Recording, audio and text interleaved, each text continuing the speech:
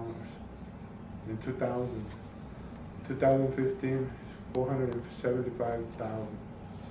Yeah.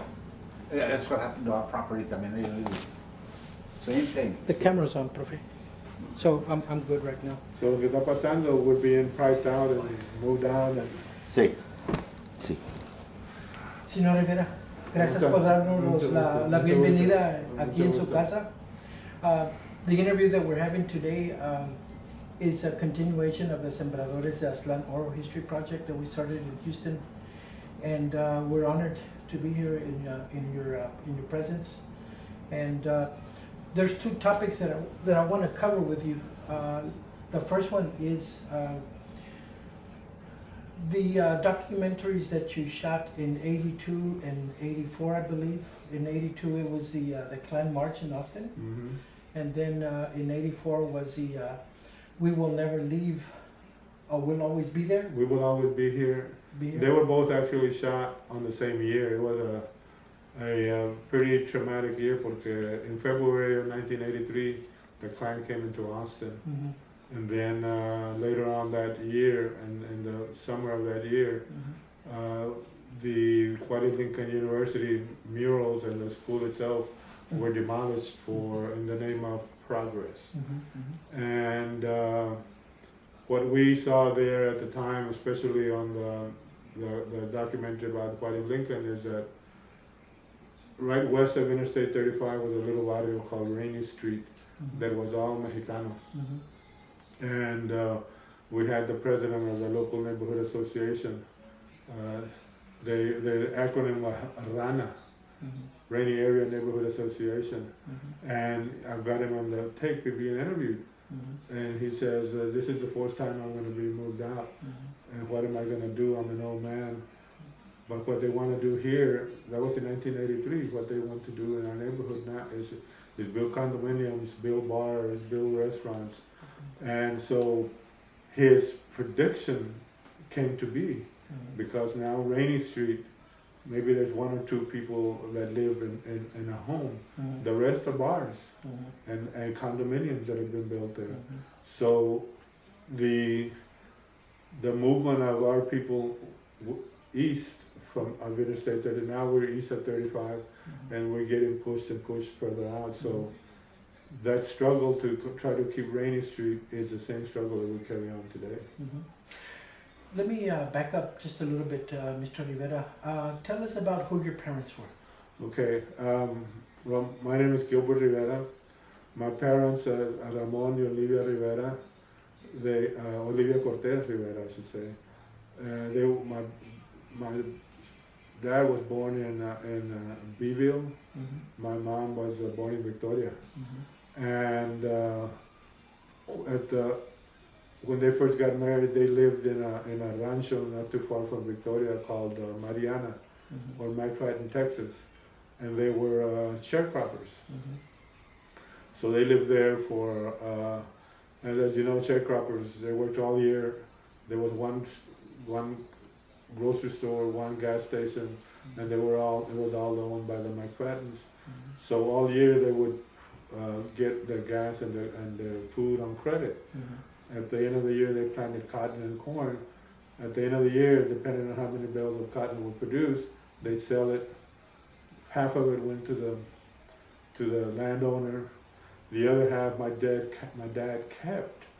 But out of his half, he'd have to pay the landowner, the same guy that he just gave half of his money to, for the food that he bought all year and the gas that he bought all year, and maybe even some loans that my dad had gotten. So by the time it was said and done, they had no money, and this man got 100% of it. So around 1950, they moved to Austin, and to get away from that indentured servant slave system that they were living under. And it is a slave system because you're working basically for them and you keep nothing. And so when they moved to Austin, and around 1957, I was about 10 years old then, they started doing migrant work. And they started going up north to Michigan and we did cherries, cucumbers, onions, betabel, that's beets. Okay, betabel, and we did that from 1967 to about 1957 to about 1968. And my mom and dad, they raised 6 children. My grandfather, Don Pedrito Rivera, lived with us all that time. Because when my mom and dad married, my dad was the youngest, and we called him Pane. Pane was part of the deal. He came with the marriage. So I had 2 dads and 1 mom all these years. And so, but one of the things that my dad was went to 2nd grade, and he dropped out of school because he said that he was embarrassed because he couldn't fit in the chairs anymore. He was 14 years old when he dropped out of school in the 2nd grade. And that's because they were always working the fields. He went to school from December to March. So that wasn't an education. My mom had a 6th grade education. But one of the things that they told us is, you all are going to be the last generation that does this kind of work. And they made sure that every single one of us graduated at least from high school. So it was migrant work. It was migrant work. Yeah. And we graduated from high school. Several of us went on to own our own businesses. Several of us went on to college. I went on to the University of Washington in Seattle and got a master's degree in social work. And they had in my area of social work was in community and organizational development. Okay. And developing nonprofits, working with the communities, and which is not a bad deal, because that's what I was doing to begin with. I was a community organizer. In 1971, I started the Brown Berets here in Austin, and then soon after that, in that 73, that's when I went to the University of Washington. Okay. So going back to these documentaries that you did, Mr. Rivera, how did you get started with the idea of doing documentaries? It was a matter of survival, really. I had come back from Seattle with a degree, and started working at the Travis County Mental Health and Mental Retardation. And when I left, I was making, without a degree, I was making $1,000 a month. Came back with a master's degree, and they hired me immediately on the spot. I started working the next day. Then I asked, how much am I making? $1,000 a month.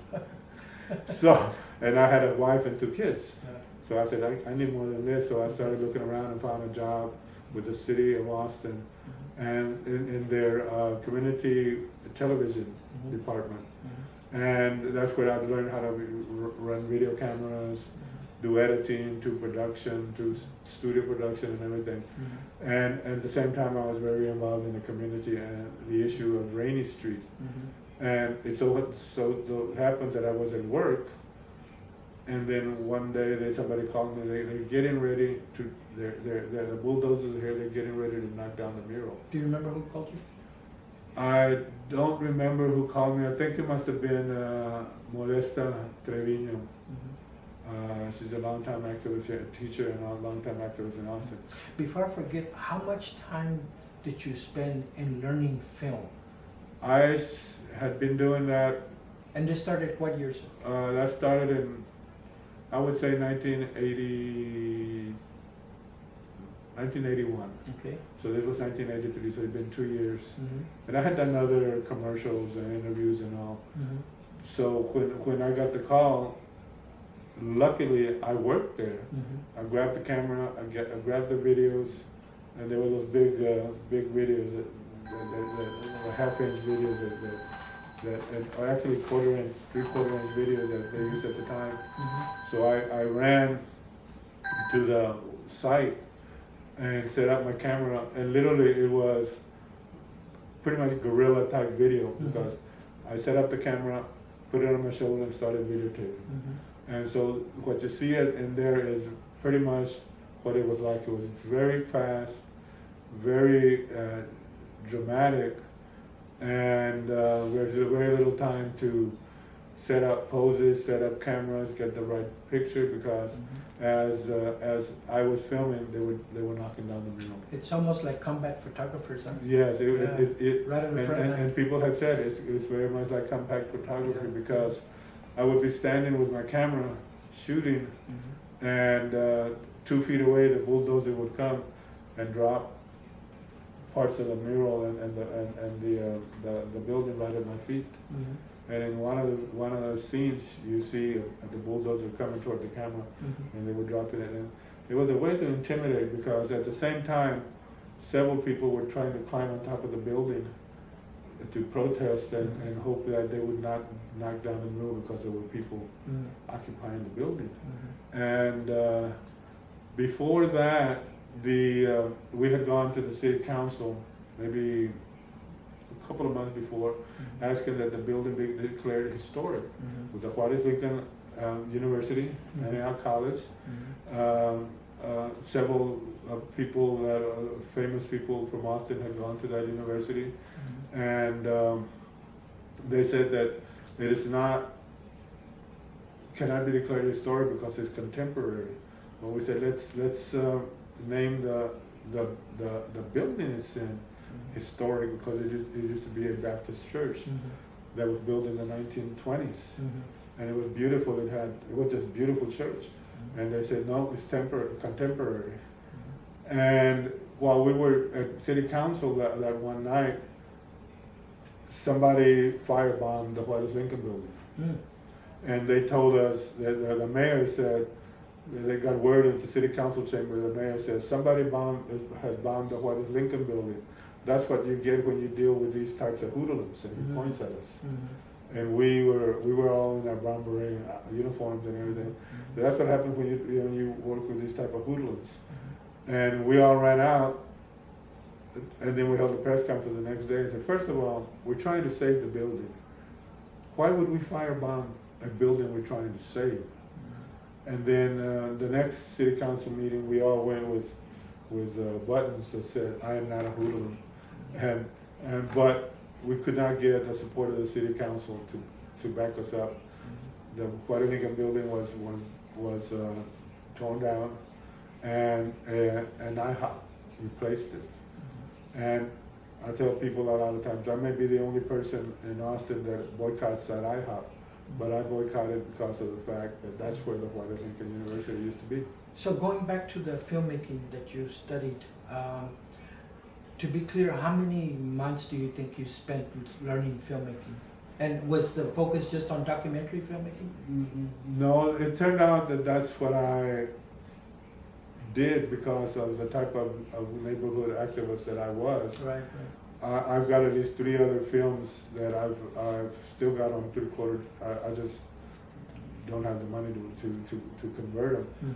But it was just I would say it took maybe to learn the basics, just how to run the camera, how to set it up, and all of that.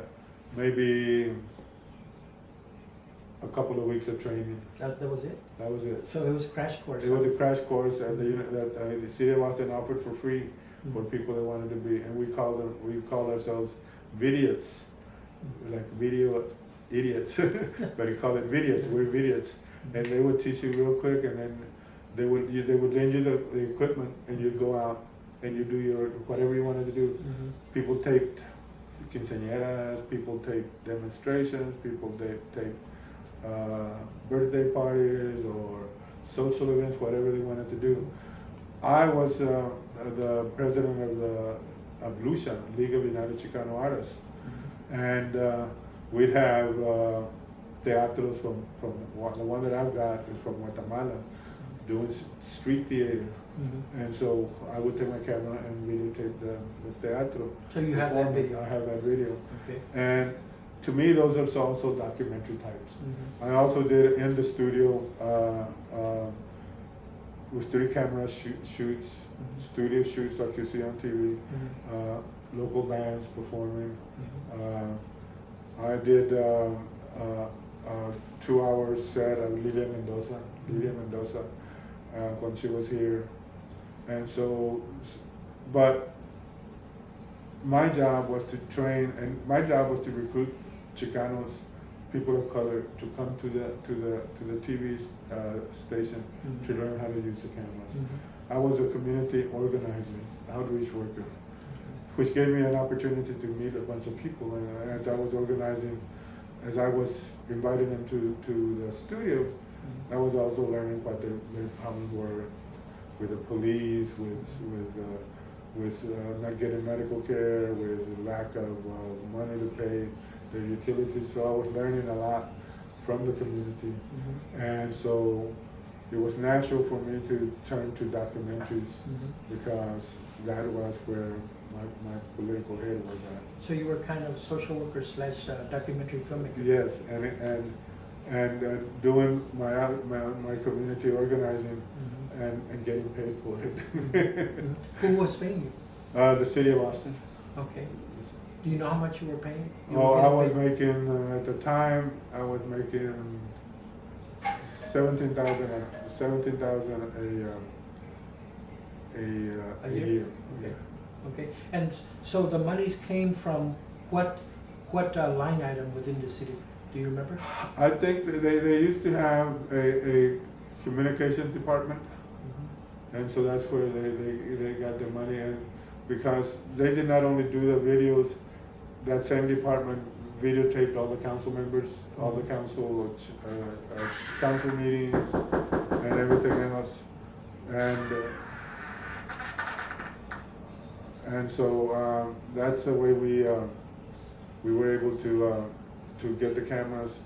And the good thing about it was that in the council meetings, we were able to, since I knew the professionals that did the videotaping, they would get me copies of the council meetings. For example, when the mayor was talking, I didn't have a camera, but they would provide me that. When the Ku Klux Klan, or the other video that I did, came into town, they provided me with footage of what happened at the council chambers. As far as the equipment that you were using, Mr. Rivera, what type of camera were you using then? When you shot those two documentaries? I don't remember their names, but they were big, bulky cameras that you would put on your shoulder. Production cameras. And you would use 3/4 inch tapes. You had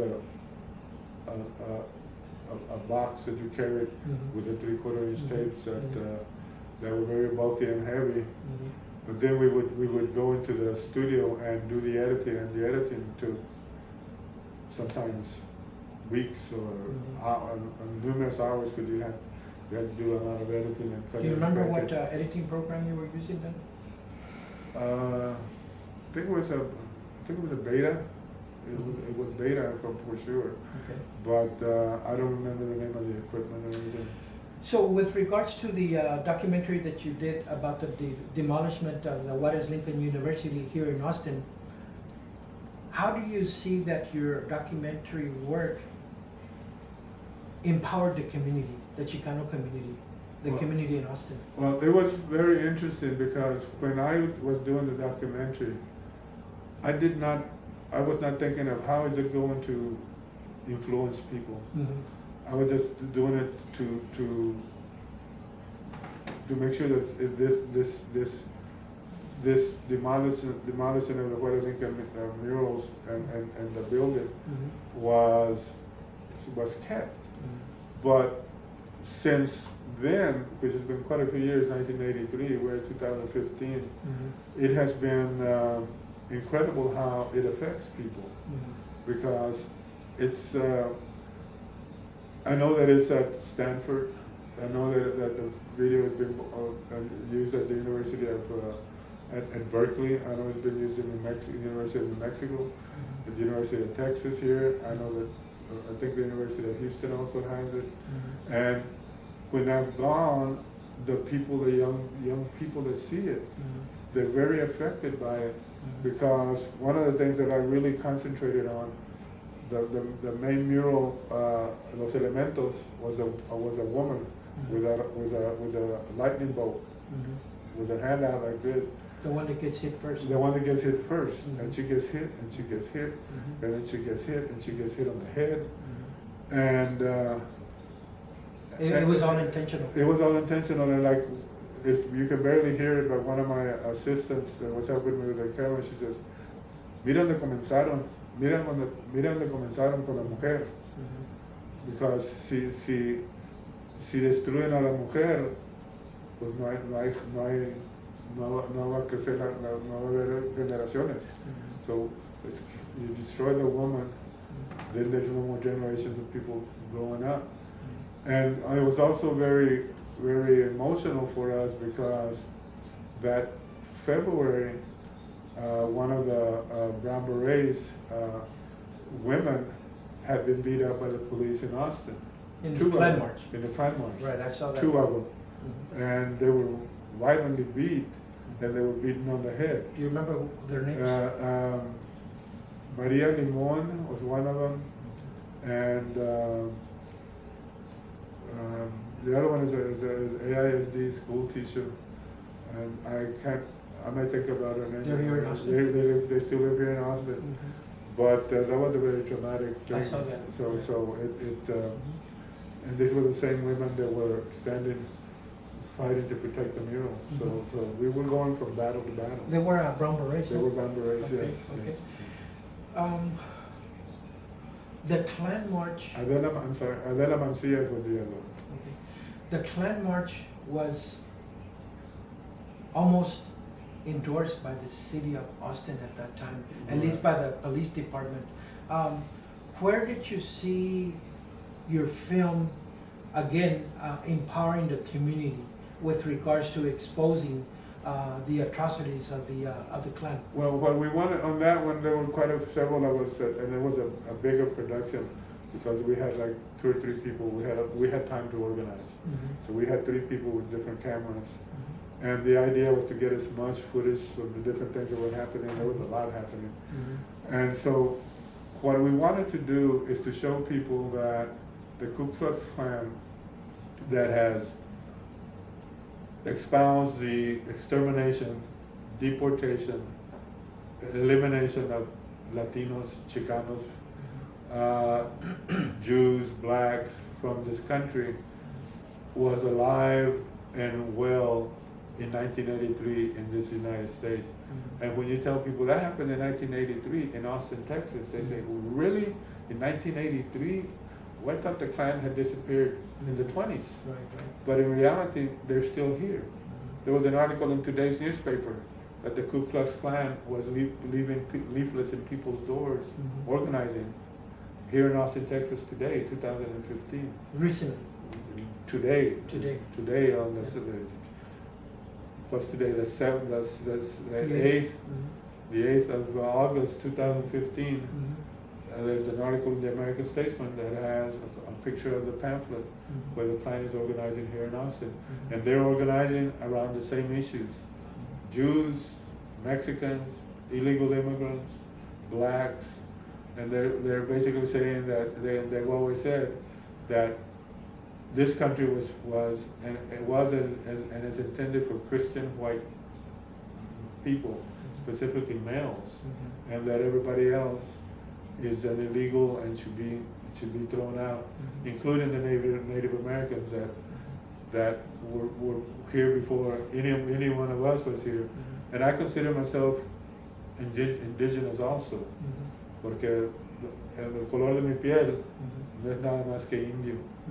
You know, I'm not Spaniard, I'm not anything else but a mestizo that is a survivor of the rape and pillage of my ancestors, los indígenas de Texas. I want to talk a little bit more in depth about your filmmaking and your ideology, your thinking about it. With regards to Chicano nationalism, how did your film making advance Chicano nationalism, and what specific areas do you think it advanced? Well, I think that Chicano nationalism is a very good question, because that's how the term Chicano became to be popularized. It was considered by some of our elders at the time and some people in Mexico and all of that as a derogatory term. But we chose it because the government called us Mexican Americans, they called us Hispanics, they called us Mexicans of Indian descent, or whatever label they want to put on us. This is a label we put on ourselves. This is who we are. I don't know what my Native American tribe was, but I always tell people my tribe that I chose the name. My tribe is a Chicano tribe, and my videos are meant to show that pride. When you see the mural being knocked down and you see the young lady crying, and she says, it saddens me to see the mural and the Juarez-Lincoln building being destroyed because there's people here that don't want us they don't want us here. Or when I see Mr. Martinez saying, they moved me out 3 times, where am I gonna go? And when you see Adela and Paul and Maria being beat up at the Ku Klux Klan march, those are direct attacks against us. And what I want people to see is, I want them to get angry.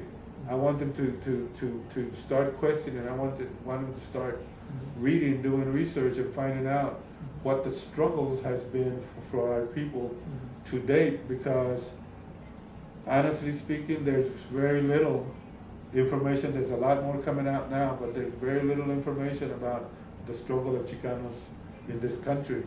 We have been lynched, we have been killed, murdered, we have had our land stolen, we have had our people raped. And when you hear the discussion about race and in America, it always seems to be black and white. Rarely do you hear, until now, rarely do you hear the struggle is between white and brown and black and red. And it's important for us to point that out, because the history of our people in struggle up to the 1920s. There were revolutionaries from Mexico, the Mexicanos that lived in Texas, still trying to fight for Texas independence up to the 1920s. I'm picking up, Mr. Rivera, that your filmmaking, and correct me if I'm wrong, had an instrumentalist approach to it. In other words, the film was going to help create some change, an instrument for change. Correct. While at the same time, you were embracing an emotional aspect where you wanted people to feel the moment right now, even today if they saw the film, of what was going on at that time, not only with regards to the Klan March, but also the destruction of the Juarez-Lincoln University. Which of those approaches do you think dominated your filmmaking? Emotionalism or the instrumentalist part of it? I think it's a combination of both. I can't separate both from myself, because right now the destruction of the Juarez-Lincoln building is no different than what continues today, the destruction of our values through gentrification. Our houses are being torn down, condominiums are going up, we're being moved out little by little by the destruction of our neighborhoods. And so the Juarez-Lincoln building is simply a symbol of the continuation of the struggle of our people. In other words, when they tear down a house and they leave dirt on the ground, the first thing I see is my culture, my history, my people buried there. Thank you, Mr. Rivera. Thank you.